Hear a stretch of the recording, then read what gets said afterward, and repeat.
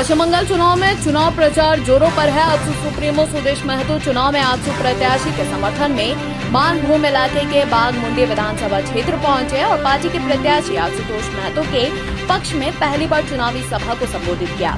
चुनावी सभा में पूर्व आजसू कार्यकर्ताओं ने रैली निकाली। रैली के पश्चात आजसू द्वारा आयोजित आम सभा में मानभूम की जनता को संबोधित करते हुए आजसू सुप्रीमो ने कहा कि बंगाल में मानभूम की जनता पिछले 70 सालों से उपेक्षित रही है। पश्चिम बंगाल चुनाव में सभी राजनीतिक दलों ने अपनी अपनी ताकत झोंक दी है। एनडीए गठबंधन के तहत आजसू को बंगाल में बाघमुंडी विधानसभा में अपना प्रत्याशी उतारा है। चुनावी सभा में आजसू सुप्रीमो ने आम जनता को संबोधित करते हुए कहा कि मोदी सरकार के नेतृत्व में देश बेहतर रूप से विकास कर रहा है। बंगाल में ममता दीदी निरंकुश सरकार चला रही है।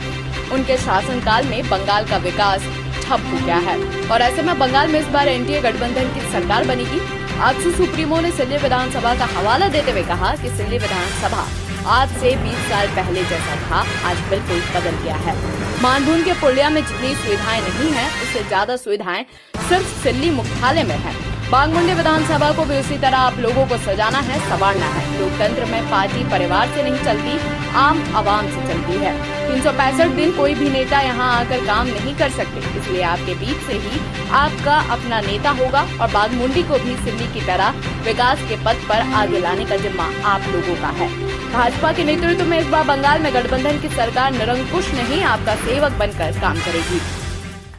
के लिए काम करने के लिए तैयारी के साथ अपना बूथ स्तर पर, गांव स्तर पर कमेटी का नेतृत्व करने के लिए आज सामने आए। आज प्रथम बार इनका हौसला बढ़ाने, इनको अपना कर्तव्य बोध कराने और इतने बड़े चुनावी आंकड़े में खुद को निर्बल समझ के, बल्कि पूरा ताकत के साथ इस बार भारतीय जनता पार्टी आजसू के नेतृत्व में बाघमुंडी में अपने प्रत्याशी के पक्ष में चुनाव प्रचार करने का अभियान का शुभारंभ करने के लिए।